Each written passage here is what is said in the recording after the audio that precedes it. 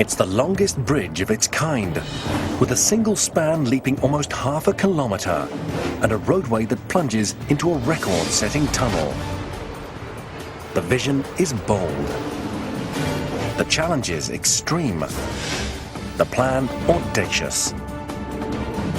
It's a bridge that will change the map of Europe. What does it take to build one of the world's mega bridges?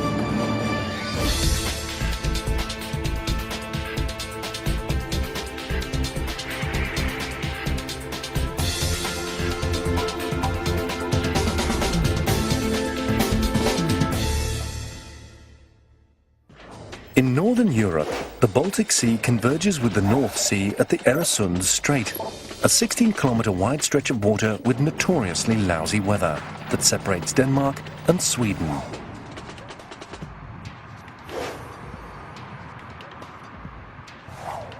The Øresund Strait is a frustrating barrier because each shore has something the other needs. Copenhagen in Denmark needs cheaper housing. Malmö in Sweden needs more jobs. If the two cities could be connected, they could form an economic powerhouse. A bridge would make them one big metropolis. But a bridge has never been possible, until now.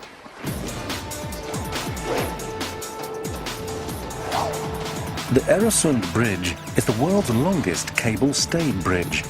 It can carry cars as well as the enormous weight of trains. 1,090 meters of road and rail dangle from 160 cables.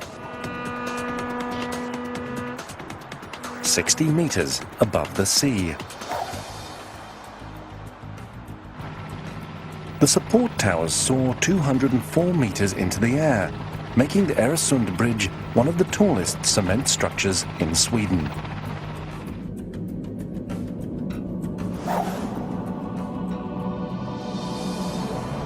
The height is the equivalent of a 60-story building. This awesome project officially started in 1991, when the Danes and the Swedes agreed to connect their countries.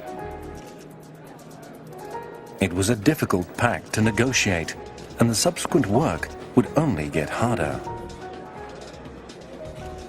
Companies from both countries formed a consortium to build the bridge together. The consortium's first challenge was to work out how to build a 16-kilometre long bridge. Right from the start, they faced a dangerous setback. At the shoreline on the Danish side was the Copenhagen International Airport, Kastrup. Computer simulations show that building a bridge with high towers would have obstructed air traffic and could have led to tragedy. Building a low bridge would have been safer for air traffic, but then it would have blocked Denmark's ships. Realizing it would be difficult to build over the water, the engineers considered building a 16-kilometre long tunnel under it. That would be the beautiful solution, build a tunnel from one side to the other, but that would be the expensive solution. So the third solution that we decided was, of course, to build part bridge and then a tunnel where we were getting close to the airport. A bridge would have been easier or cheaper, but would not have been a good idea for the aeroplanes. But combining a bridge and a tunnel posed a new and serious challenge. How does a tunnel turn into a bridge in the middle of the open sea? The engineers needed to find some dry land where the tunnel could emerge from the water. They needed an island. Unfortunately, no island existed, so they decided to build one from scratch. When it was complete, Denmark had increased in size by 1.3 million square meters. 4 kilometers of tunnel and 4 kilometers of island left 8 kilometers for the bridge to cover. Once again, a low bridge was ruled out because of heavy boat traffic, but there was no airport on the Swedish shore. The engineers could build as high a bridge as they liked, and they needed it to be very high. To clear boat traffic, the bridge would have to stand at least 60 meters above the water, and the center span would need to be more than 450 meters long. To meet these challenges with the best possible bridge, the consortium held a design competition. One of the most spectacular proposals was to build the largest arch bridge in the world. I think you don't really get an idea of the magnitude of this arch. You might get it from the ship going underneath, but it really is big. It would be a monument of some kind. But arch bridges have an Achilles heel. As the arch sweeps down towards the water, the clearance for large ships decreases, eventually to nothing. You always run the risk that a ship could get in there, and therefore you have the risk of hitting the bottom part of the arch, and then the whole thing collapses. Unable to build an arch, they then looked at building a suspension bridge. Suspension bridge technology enables the longest spans of any design. Two enormous cables stretch the entire length of the bridge, with shorter cables dangling down to hold the roadway. But connecting cables to more cables makes suspension bridges very flexible, and trains can't operate effectively on tracks that bend under their weight. And railway traffic is so heavy that if you have a suspension bridge, you will find, if you look at it from the side, that the train will always go up a little bulge. It will always going uphill all the time. Suspension and arch were both ruled out.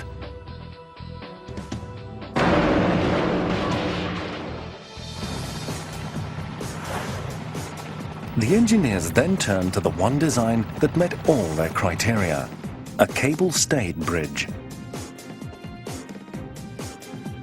Its structure is rigid enough for heavy train traffic because the support cables attach directly to fixed towers. And there's a bonus. Cable-stayed bridges are cheaper to build than suspension bridges. Not having the two enormous main cables saves tons of steel.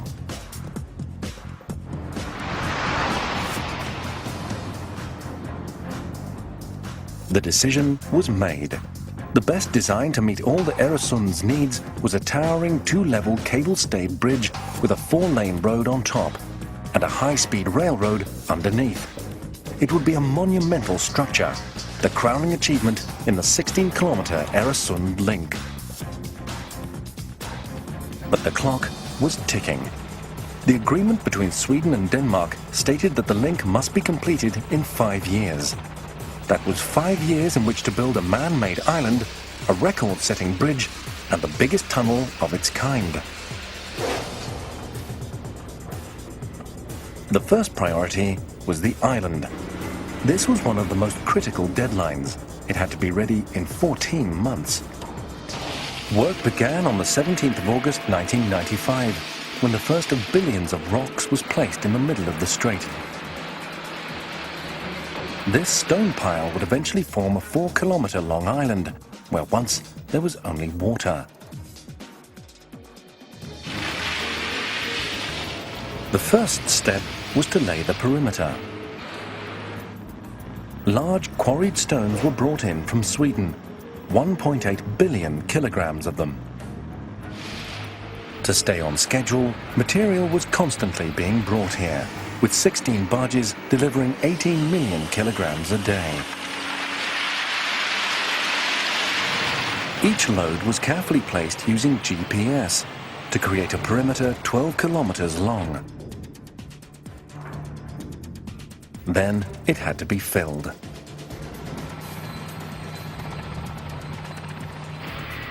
This was an enormous task, requiring millions of cubic meters of material.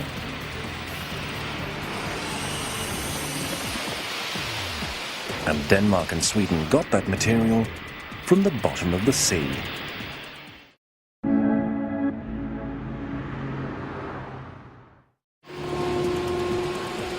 Phase 2 was dredging.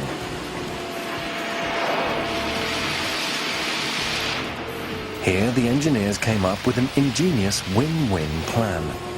Construction crews needed to dredge anyway to prepare for the bridge and tunnel. Now they had a place to put all the rubble. To stay on schedule, crews had to dredge an average of 11.5 million cubic meters every day. This job required the biggest, most powerful dipper dredger in the world, the Chicago. Its scoop bucket is big enough to hold a minivan.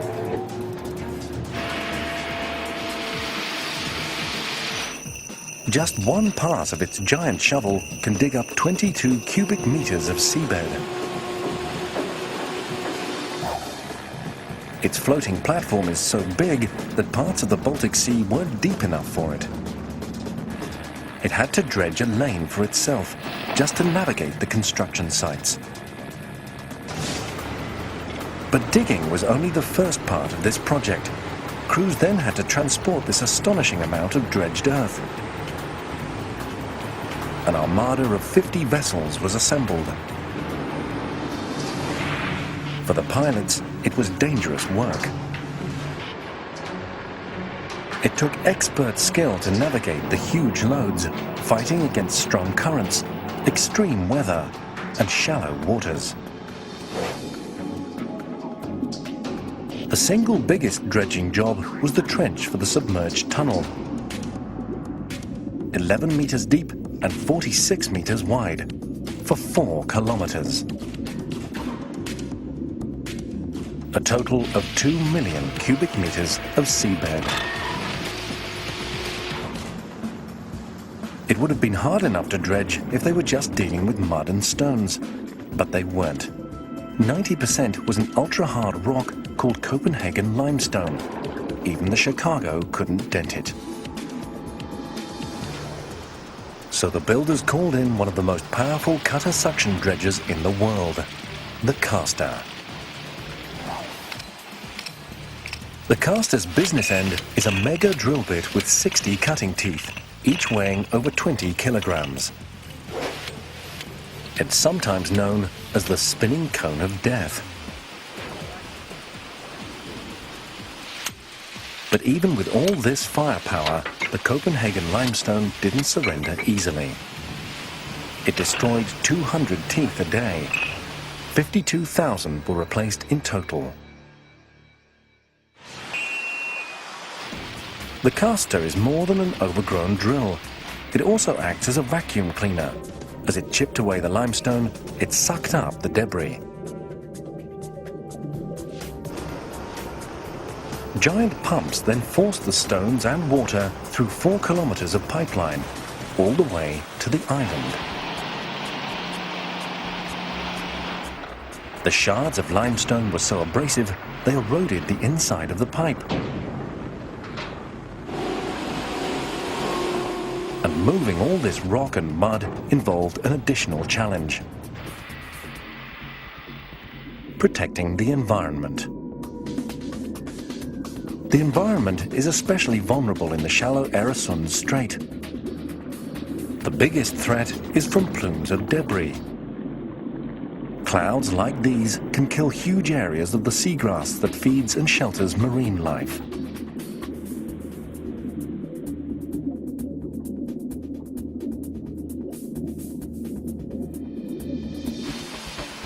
For both Denmark and Sweden, harming the environment was a deal breaker.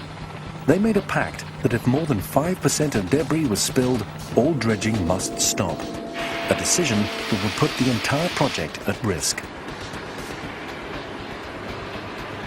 5% spill doesn't sound like much, but it equates to 340,000 cubic meters of misplaced rock. Avoiding spills required a balance of speed and caution, but the dredging workers succeeded in working within their environmental limits. But they were about to face another danger, one that would threaten their own lives. The 25th of November 1995 was the 30th day of dredging for the Øresund link. Digging up the 7 million cubic meters of seabed seemed to be a fairly straightforward assignment, and the crew thought everything was going smoothly. But dredging had just become the most dangerous part of the entire project. Workers didn't know it, but they were just centimeters away from death. The problem started when the Chicago accidentally scooped up a dangerous payload, a bomb that was ready to explode. It then dumped it onto a barge covered in mud. Nobody knew it was there. If anything had bumped its detonator, 36 kilograms of TNT would have blasted the barge and crew to pieces. How it ended up here is a story that dates back 60 years. In May 1945, Denmark was celebrating the end of World War II. The British Royal Air Force put on an air show over Copenhagen harbour with live bombs. Some sank without exploding, and now, 6 decades later, they're more deadly than ever. Even though the bomb is maybe 50, 60 years old, it can still work as designed. So that's why it's dangerous, always. If the bomb has gone through some corrosion and there has been some deterioration of the explosives, it may have become even more sensitive, and in that case, even more dangerous. Equipment inched closer to the bomb. Then, just in time, someone on the dredging team spotted it.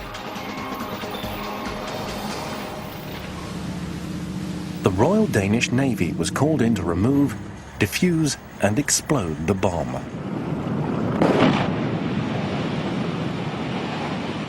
These bomb experts knew better than anyone that the outcome could have been tragic. If they hit the bomb with their dredgers or with their buckets or whatever, and it went off, somebody had been killed. It was a narrow escape for the crew and the schedule. With the bombs gone, dredging resumed. But the relief was short-lived. Soon, more bombs were discovered.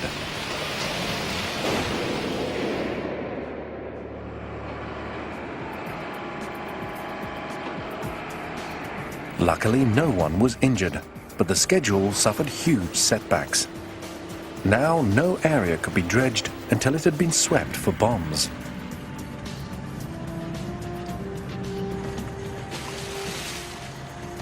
All 16 were removed and destroyed.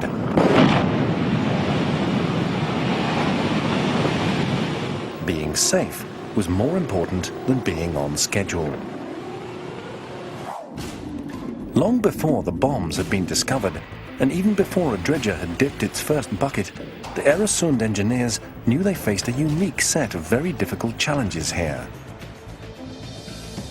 The water separating Denmark from Sweden was 16 kilometers across, but the cultural gap between the nations was much larger.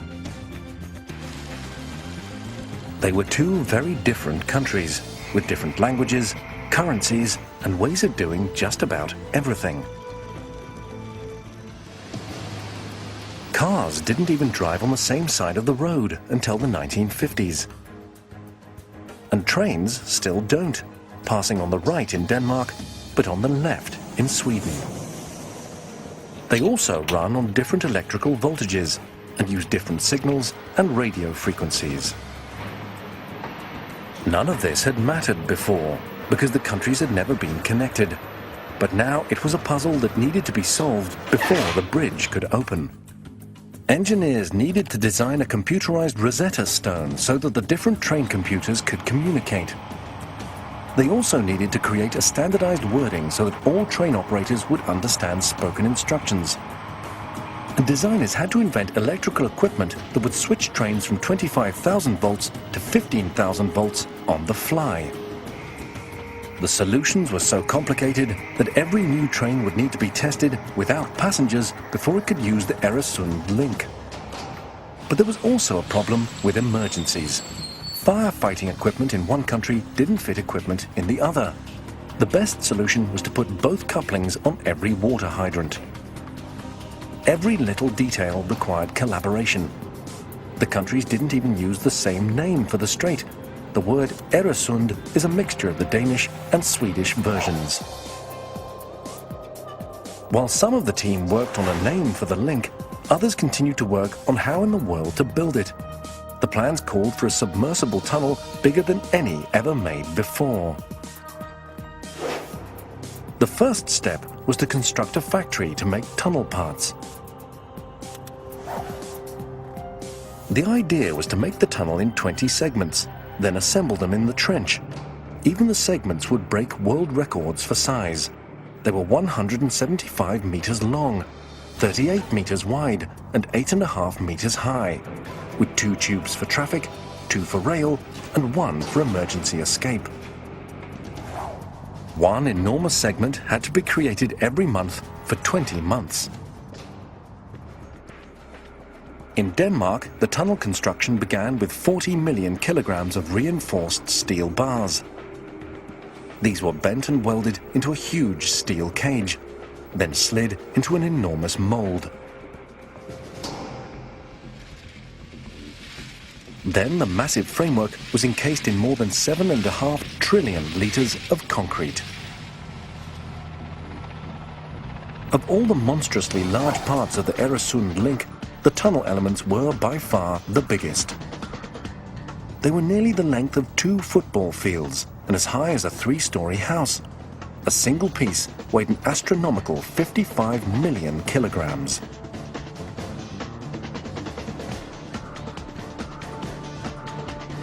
Moving them was an enormous and dangerous challenge, one that triggered the most catastrophic accident of the entire project.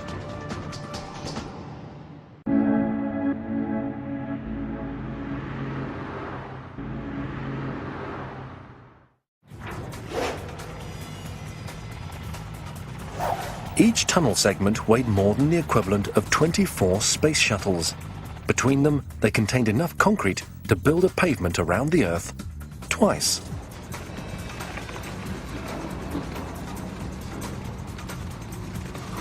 No machine in the world could lift one into the air and put it into place. And these engineers had to get each 55 million kilogram piece off dry land and into the middle of the Øresund Strait. The answer was to turn them into rafts and sail them. First, any holes were plugged with giant steel plates, each weighing more than 3,000 kilograms. These enabled the gigantic concrete structures to float, but there was still no way to transport them to the water. So an ingenious lock system was built to bring the water to them. The end of the assembly line was surrounded on 3 sides by dikes.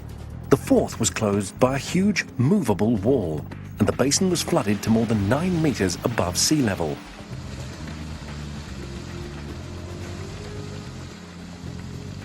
It took 100 million liters of water. Even when afloat, 4 23,000 kilogram winches were required to move each segment, and 2 more winches to steer it to the deep end of the basin. When the water returned to sea level, the segment was ready to head out.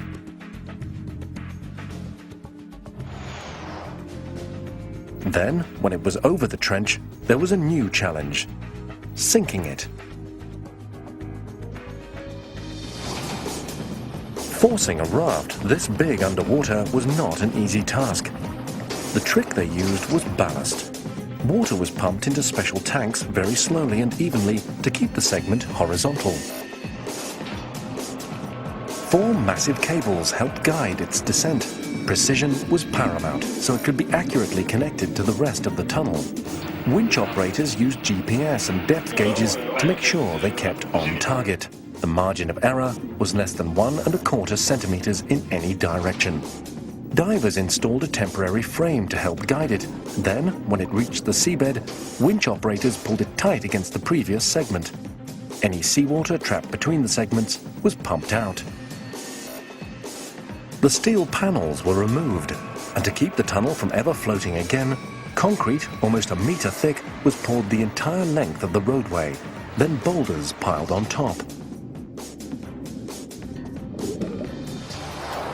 The system worked flawlessly for the first 12 tunnel segments, but the 13th still got special handling.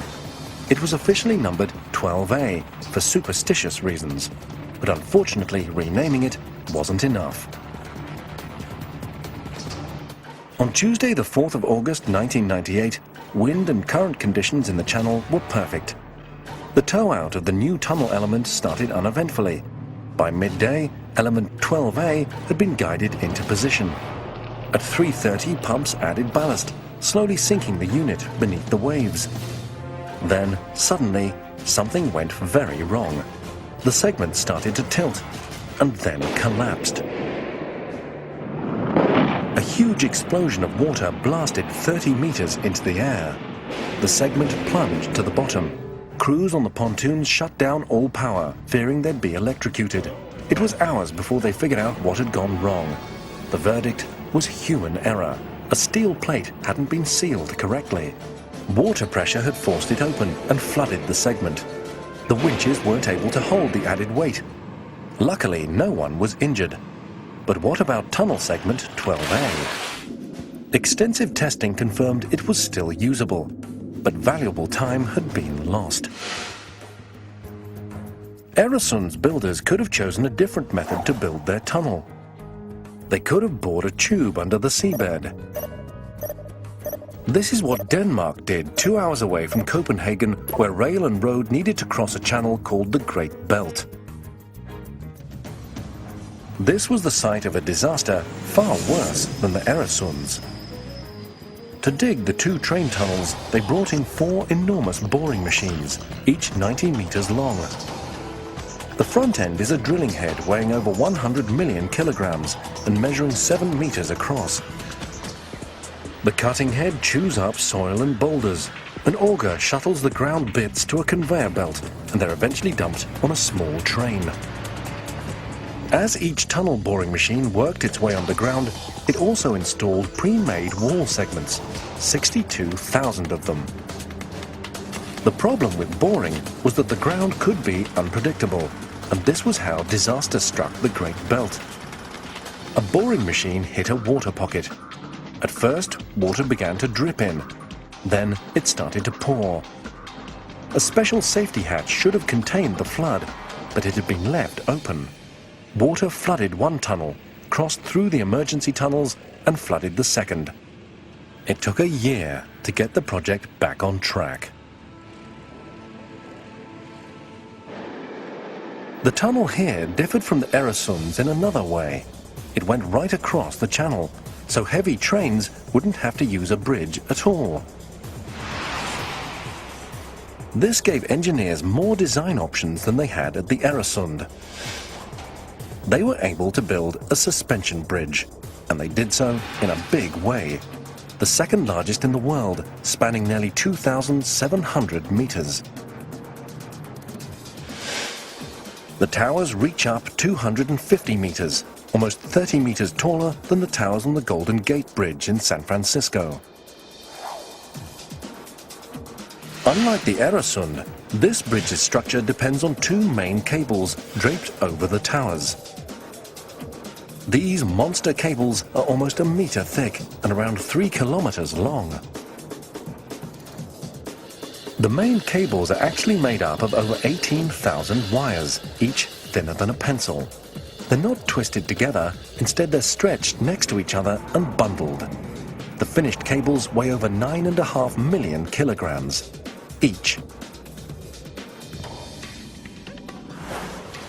The trick to making a suspension bridge is anchoring each end of the cable. For the Great Belt Bridge, the anchor blocks were enormous, little islands unto themselves. Each weighed more than 300 million kilograms. Cable-stayed bridges like the Øresund don't have anything like this. Anchor blocks are just used for suspension bridges. But the cable can't just be buried in the concrete. It would pull right out. The load has to be spread over a large area. So as the cable enters the anchor block, the wires branch out into smaller and smaller clusters. By the time the Great Belt cables reach concrete, their load is spread over 64 square meters. It's easy to see the cable's flexibility in the anchor block. It would take a little time but it will actually start to move. Now it's moving a little, 3 or 4 millimeters, but it's moving all the way from the top and down to the anchor plate. This was exactly the kind of flexibility that the Øresund bridge needed to avoid. It had to be rigid in order to carry the tremendous weight of car and rail traffic. And it needed awesome engineering if it was going to break world records. Having to build the bridge section this high and this huge created the biggest challenge of the entire Øresund project. Engineers were hurtling full speed towards the July 2000 deadline. The last stones had been placed on the artificial island. The tunnel elements had been sunk. Now it was time to build the world's longest cable-stayed bridge for car and rail. Construction began with the towers. At 60 stories, they would be by far the highest freestanding double-legged bridge towers in the world. 2 giant legs would be connected by a massive crossbeam just below the roadway. Above the deck would be open space. There were 2 reasons for this lack of crossbeam above the road. It kept the bridge design looking clean, but it was also in case of a plane crash. If this computer-animated disaster were ever to become reality, freestanding towers would help the bridge survive. Without a crossbeam above the road, the towers would be more flexible. In the event of a crash, less of the impact would be transmitted to the rest of the bridge, and it would stand a better chance of survival. The building of the towers started on land. Like the tunnel segments, the foundations were made in a dry dock. They were enormous, the base of each covering 1,500 square meters, enough land for a house, garage, and garden. Their dead weight was over 18 million kilograms. This was a lot lighter than the tunnel segments, but moving them was much trickier. They were 22 meters high. The Øresund Strait was only 7.5 meters deep, so they couldn't be floated like a raft. They had to be carried. No vessel existed that could do this, so the Øresund engineers built one. They started with 2 immense barges, then connected them at both ends to create a kind of catamaran.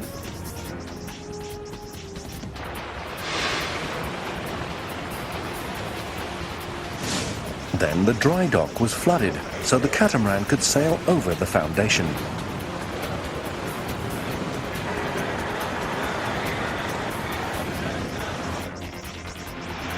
It took 5 enormous tugs to tow this contraption into the channel.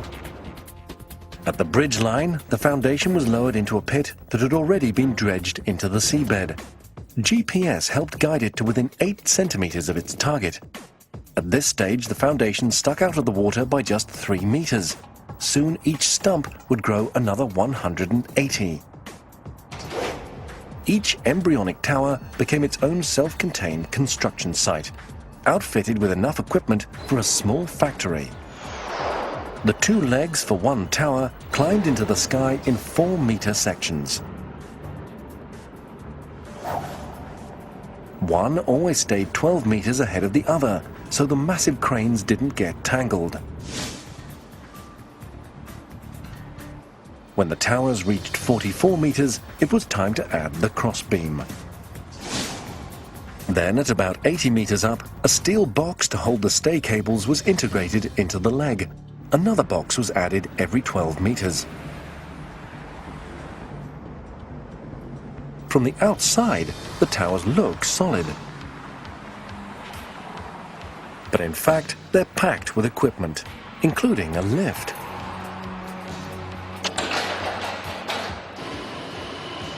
A hatch in the top of the tower reveals the penthouse view.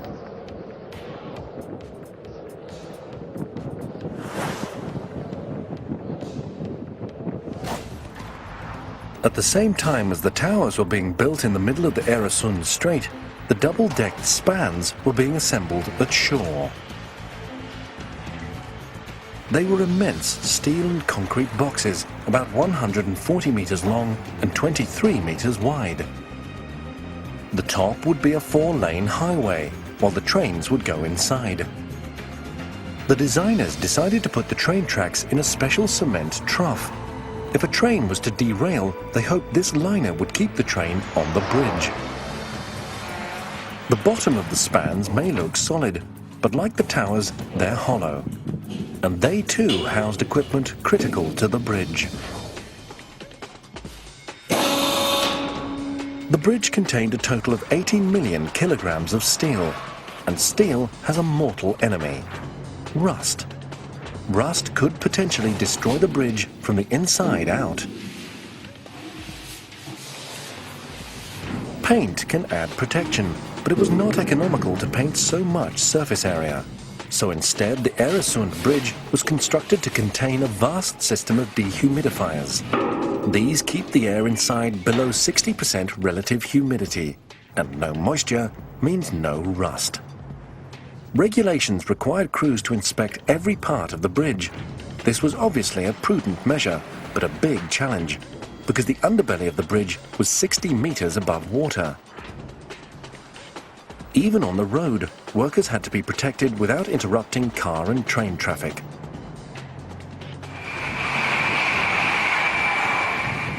Luckily, the Øresund engineers had planned ahead. Hanging under the bridge is a spectacular motorized gantry. The Øresund Link has one of the few gantries in the world that can run the entire length of the bridge. Most gantries would be stopped at the bridge towers.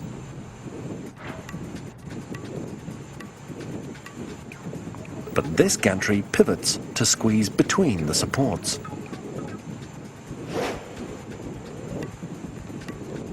On the other side of the tower, it spins again and continues on its way. Once the crew is in the right place, the Øresund's gantry works like a gigantic Swiss Army knife, packed with exotic contraptions. A hydraulic arm can carry a worker outside the trusses, up and over the roadway.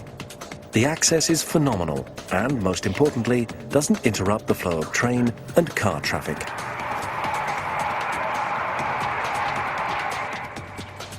Hanging so far above the water, the arm gives access to equipment like this device, created especially for the Øresund Bridge.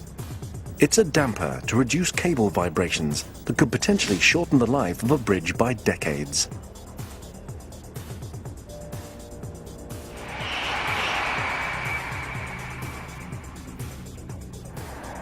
The gantry has another gadget used to inspect the towers. This hanging bucket can lower workers 60 meters, right down to the waterline, where they can check the concrete for cracks and even change the light bulbs that guide ships through the navigation channels.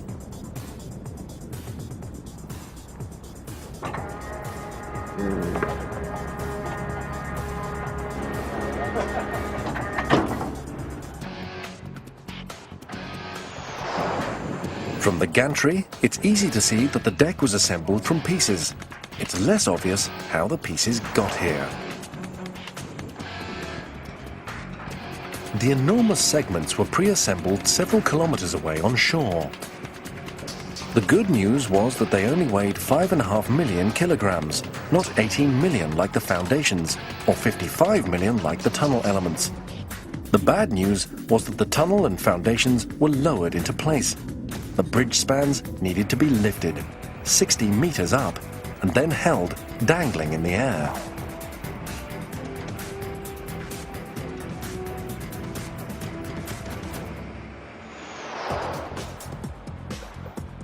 By any measure, the Øresund Link was one of the most ambitious engineering projects of the 20th century.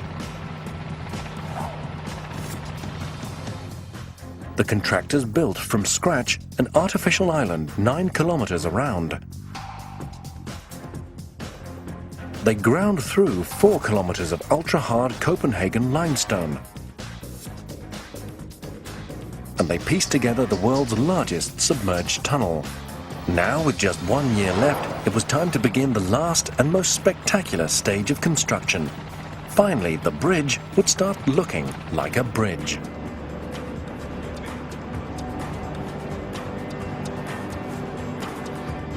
All the planning and all the calculations would be put to the test as the main span was put into place.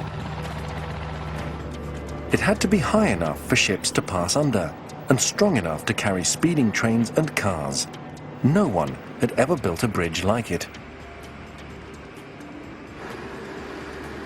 What was required was the largest floating crane on Earth, capable of lifting more than 7 million kilograms, the equivalent of 30 Boeing 737s. It was called the Swan, and this was her moment of glory. The Swan had to use 75% of her total strength to lift each span. The highest span went right next to the tower.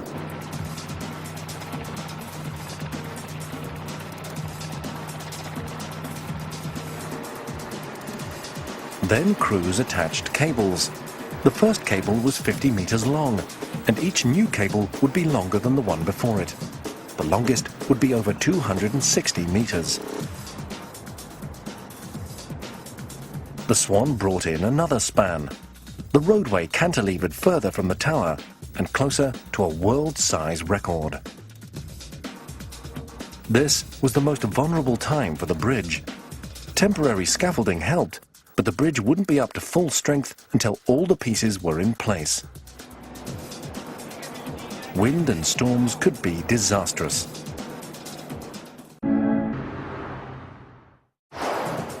On the 14th of August 1999, the Swan installed the final roadway span on the bridge. Denmark and Sweden were connected for the first time.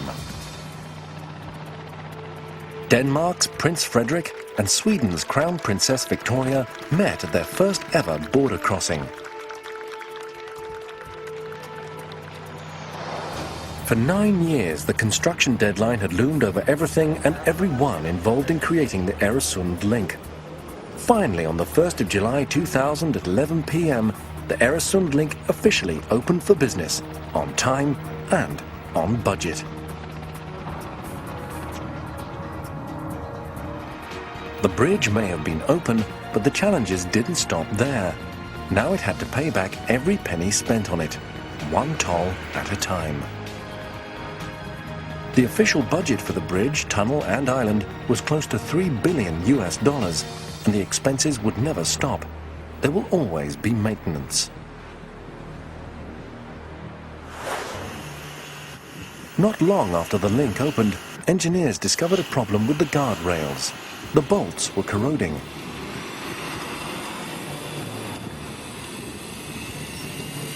One bolt was not much of a problem, but there were 16,000 of them, and if they failed, a minor fender bender could turn into a death plunge. Crews had to act quickly to prevent the bolts from rusting through. It was a big job, but it was better than waiting now and having to replace the bolts later. That would have required tearing up the concrete.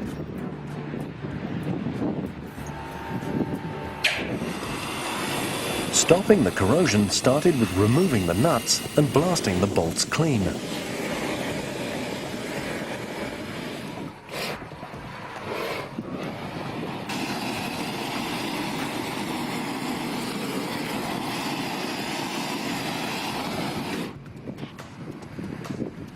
To keep out moisture, crews coated the bolts with gel and used better fitting washers.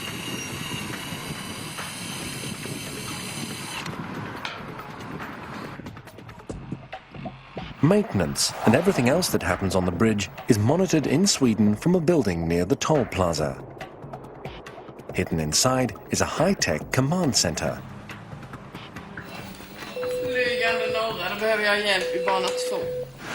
Traffic center, Arne. Okay, he's coming to work with 30,000 points of information from the bridge feed into the control room computers. Operators constantly monitor safety. There are 256 cameras on the link, too many for operators to monitor, so a computer helps. It's able to recognize stopped cars and cars going the wrong way. When it spots trouble, it alerts the operators and shows them the appropriate camera. Operators can also manually control the cameras, which have incredible zooms. One of the Øresund link's pleasant surprises can't be seen from the control room. It's underwater. The 51 bridge piers have had an unexpected environmental impact. They've become artificial reefs, covered in mussels and plants, providing food and shelter for sea creatures. Environmentalists who were originally against the Øresund project now document an explosion of life here. Creating a fixed link across 16 kilometers of the Øresund Strait had been a dream for generations. It was a monumental engineering effort, pushing technology to the absolute limit and establishing new world records, from the coast of Denmark to the coast of Sweden. The largest submerged concrete tunnel in the world. The world's longest double-decked bridge for car and rail traffic. And the tallest freestanding double-leg pylons on any bridge anywhere in the world. In its first 5 years of operation, more than 44 million people crossed the Øresund link, going to new jobs, to new homes, or just exploring. The Øresund link changed the map of Europe, successfully bringing 2 cities, 2 countries, and an entire continent closer together. It stands as one of the world's mega bridges.